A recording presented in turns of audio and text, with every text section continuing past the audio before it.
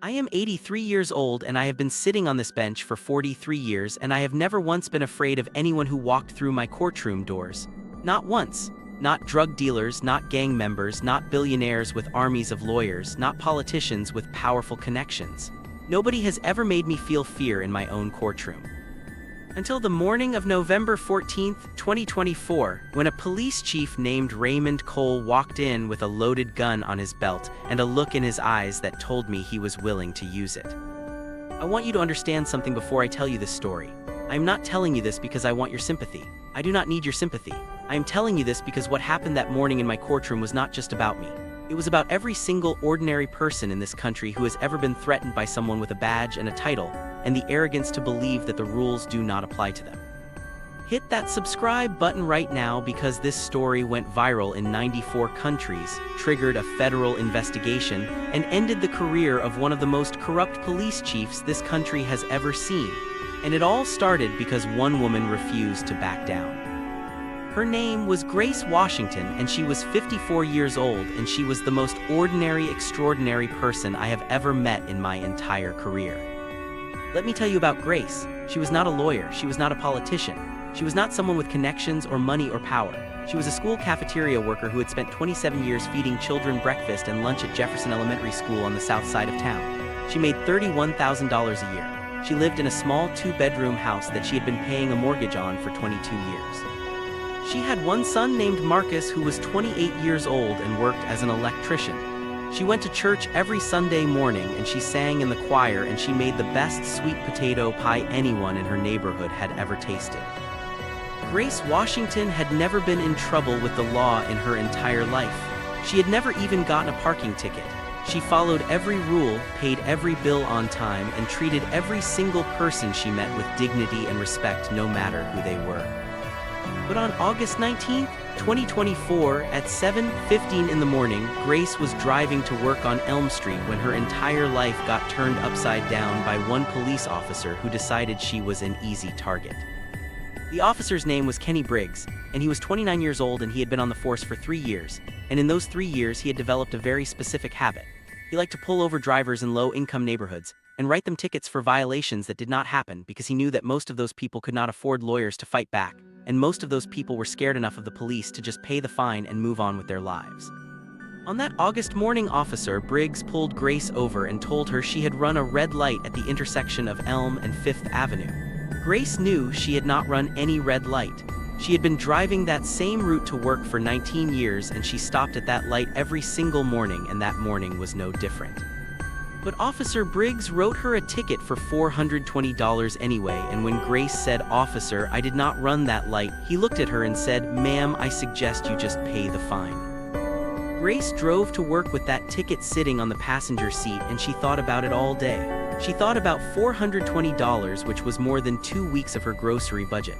She thought about how she had not run that light. She thought about how wrong it was, and by the time she drove home that evening, she had made a decision. She was going to fight it. Her son Marcus told her, "Mom, just pay it. It is not worth the trouble." But Grace said, "Marcus, if I pay it, then I am saying I did something wrong, and I did not do anything wrong. And I am not going to let them take $420 from me for something I did not do." So Grace went online and she found out that the intersection of Elm and 5th Avenue had a red light camera installed by the city. She filed a request for the footage from that camera on the morning of August 19th, and 3 days later the city sent her a link to download the video. Grace watched that video on her phone sitting at her kitchen table, and what she saw made her heart start pounding. The video showed her car approaching the intersection. It showed the light turning yellow. It showed Grace's car slowing down and coming to a complete stop before the light turned red. And then it showed Officer Briggs's patrol car pulling up behind her and turning on his lights. Grace watched that video 4 times. She forwarded it to Marcus and he watched it 4 times. They both saw the same thing. The light had been red for almost 2 full seconds before Officer Briggs even turned on his lights, which meant he could not possibly have seen Grace run the light because she had stopped before it turned red. Officer Kenny Briggs had made the whole thing up. Marcus said, "Mom, this is huge. You need to take this to court." And Grace said, "Baby, I have never been to court in my life." But Marcus said, "Mom, you have the video. The video shows everything. You just have to show it to the judge." So Grace requested a court hearing and she prepared her case and she showed up to my courtroom on October 8, 2024, with her video saved on her phone and her documents organized in a folder that Marcus had helped her put together. But here is where the story takes a turn that Grace did not see coming. When she arrived at the courthouse that morning and she went to the clerk's office to check in for her hearing, the clerk looked at her file and said, "Ms. Washington, there has been a change. Your hearing has been reassigned." Grace said, "Reassigned to who?" And the clerk lowered her voice and said, "To Judge Shainlin." And then the clerk leaned a little closer and she said something else. She said, "Ms. Washington, I need you to know that you are not the only person. There are 6 other people with hearings today for tickets written by Officer Briggs, and all 6 of them have evidence that the tickets were fake."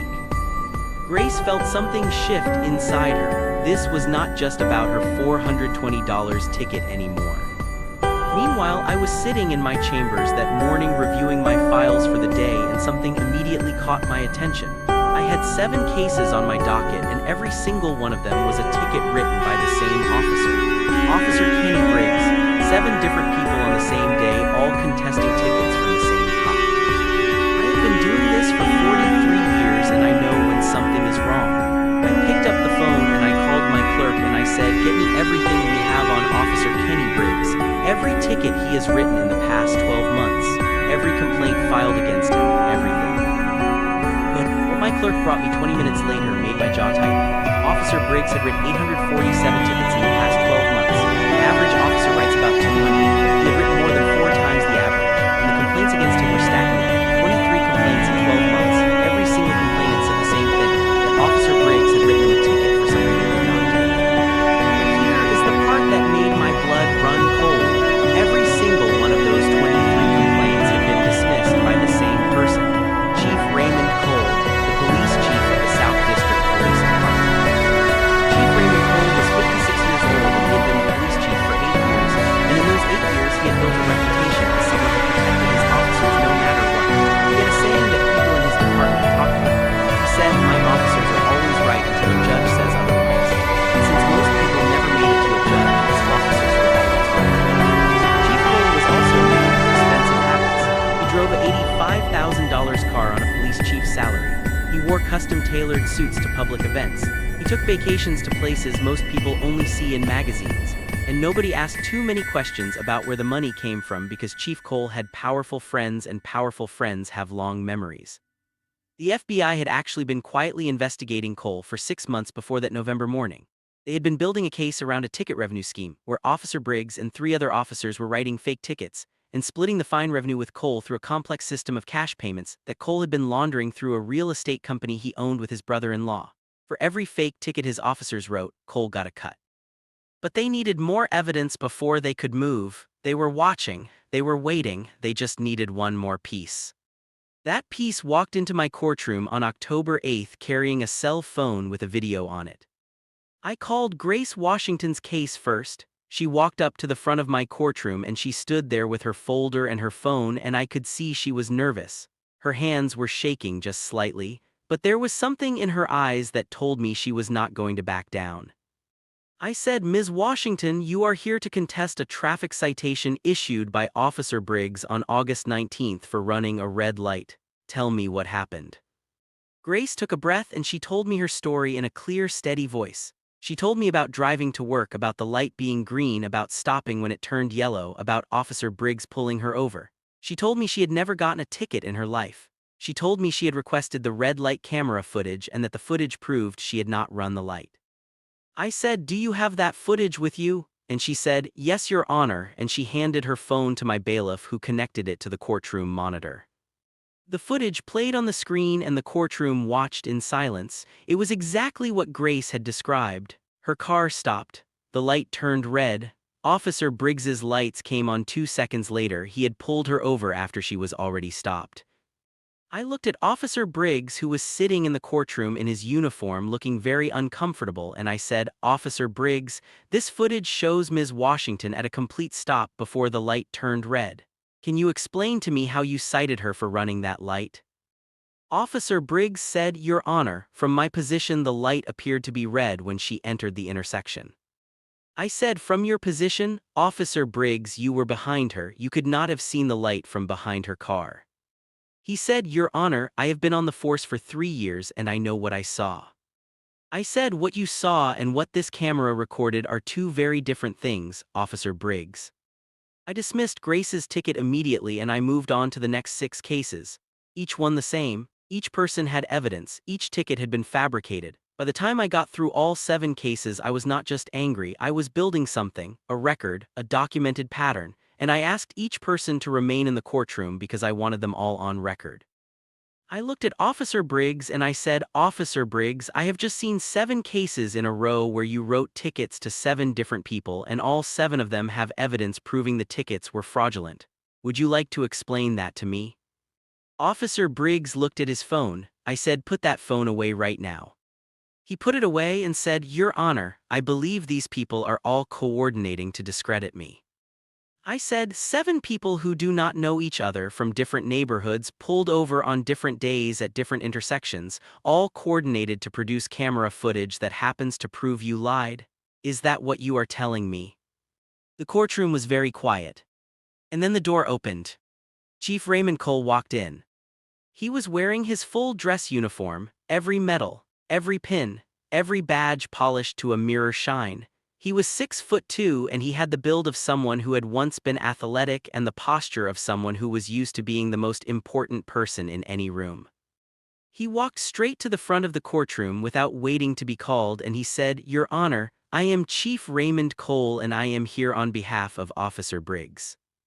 I said, Chief Cole, this is a court of law and you will wait until you are called. Please take a seat. He did not take a seat. He stood there looking at me like I had said something amusing and he said, Your Honor, I think there are some misunderstandings here that I can clear up quickly. I said, Chief Cole, I will not ask you again, sit down. He sat, but the way he sat told me everything. He sat the way people sit when they are doing you a favor by following your instructions, like the rules applied to everyone else but him. I continued with the hearing and I began laying out the pattern. 847 tickets in 12 months. 23 complaints all dismissed, 7 fraudulent tickets proven in one morning. I asked Officer Briggs about each case one by one and each time he had an excuse and each time the excuse fell apart the moment I showed him the evidence. Then I said, Officer Briggs, I am finding in favor of all 7 plaintiffs and I am referring your conduct to the district attorney for investigation into potential fraud. That is when Chief Cole stood up again. He said, Your Honor, I object to that referral. I said, Chief Cole, you cannot object to my referral, you are not a party in this case, sit down. He said, Your Honor, Officer Briggs is a decorated officer with an exemplary record, and I will not allow his reputation to be damaged by accusations from people who are trying to avoid paying their citations. I said, Chief Cole, the accusations are on video, sit down. He said, Your Honor, I have been in law enforcement for 31 years and I know when someone is trying to manipulate the system.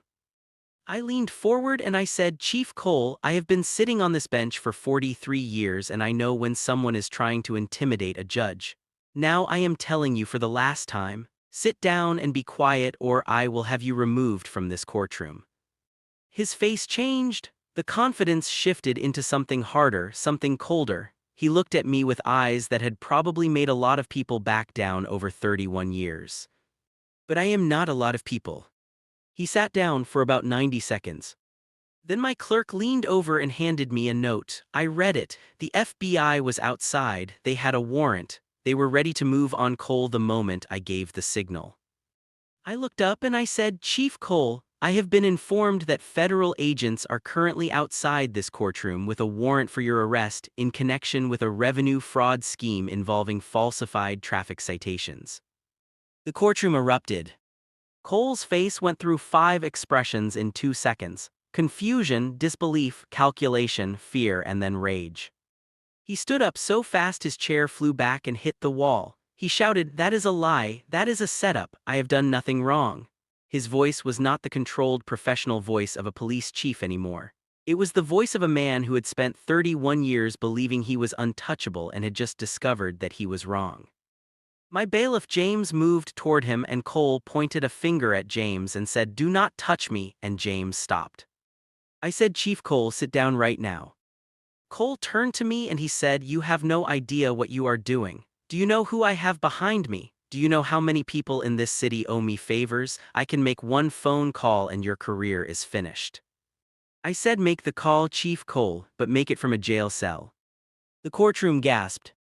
Cole looked at me for a long moment and then he did something that I had never seen in 43 years on the bench. He reached into his jacket. His hand moved slowly and deliberately, and he pulled out a gun.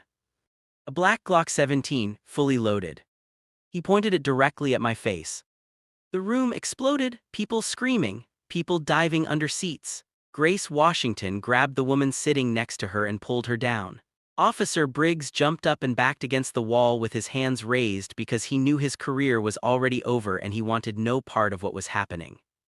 James had his weapon drawn in less than a second and he had it pointed at Cole and he was shouting, "Put it down right now, do not do this."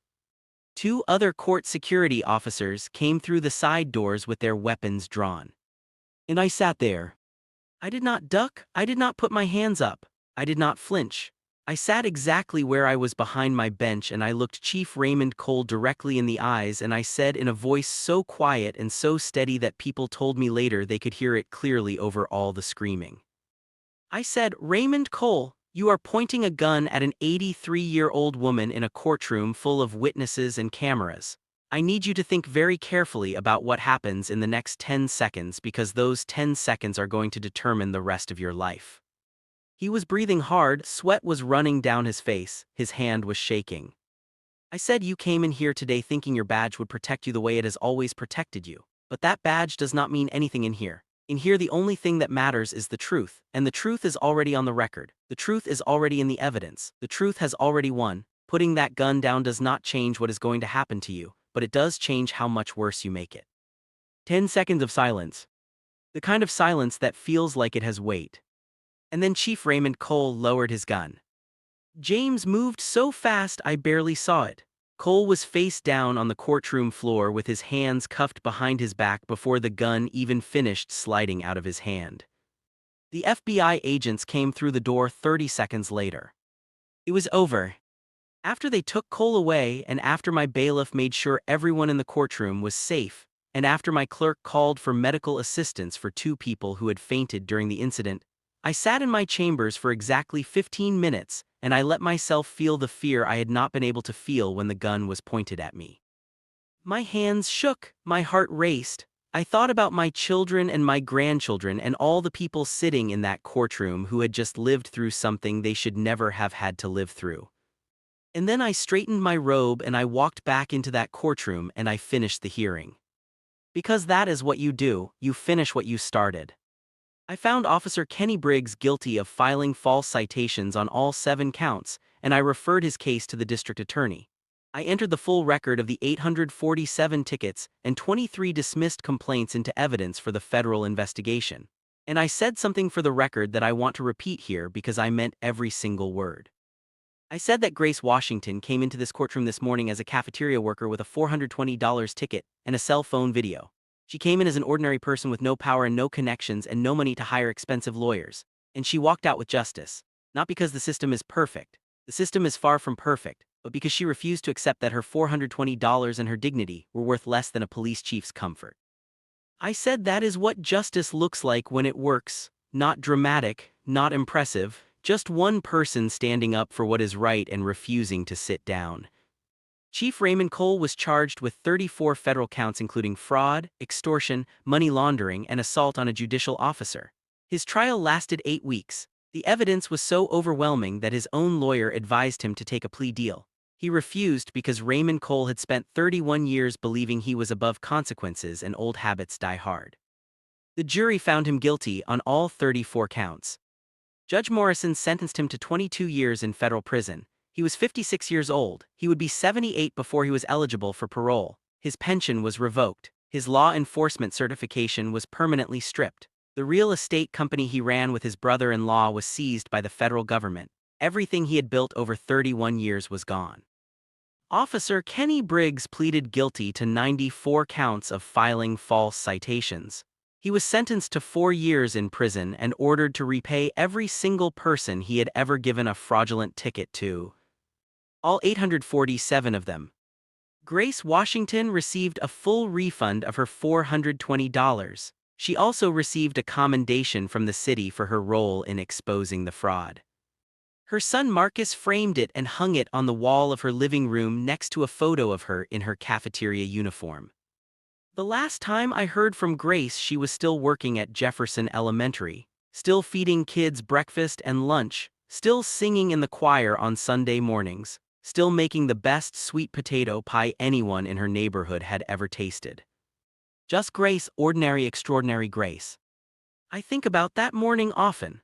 I think about the moment that gun was pointed at my face, and I think about the choice I made to stay still and stay calm and use the only weapon I have ever needed in 43 years on this bench. My voice.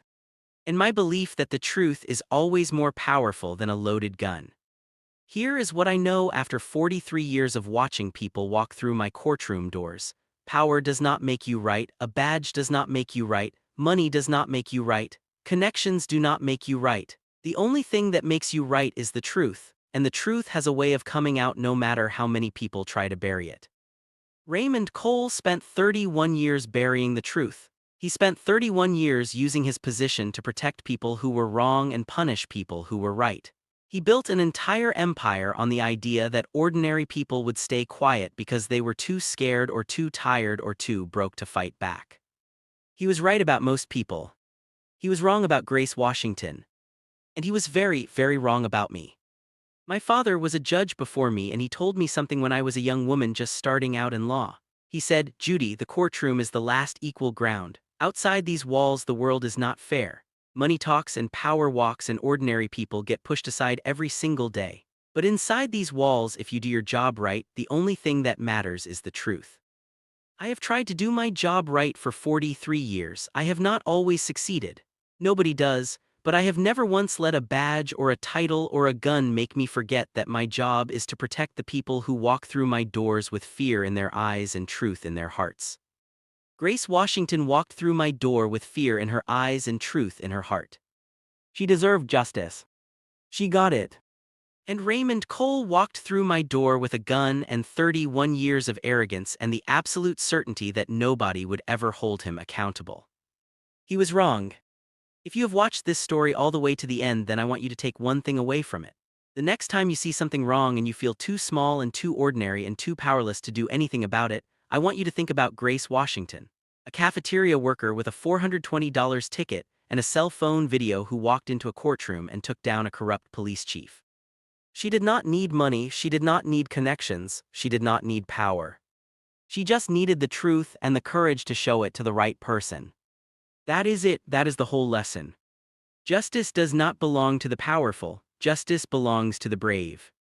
Thank you for watching. If this story moved you, then share it with someone who needs to hear it. Subscribe to this channel because I have more stories about ordinary people doing extraordinary things in pursuit of justice, and I promise you each one will remind you why it is always worth it to stand up for what is right. Because it is always worth it. Always. The end.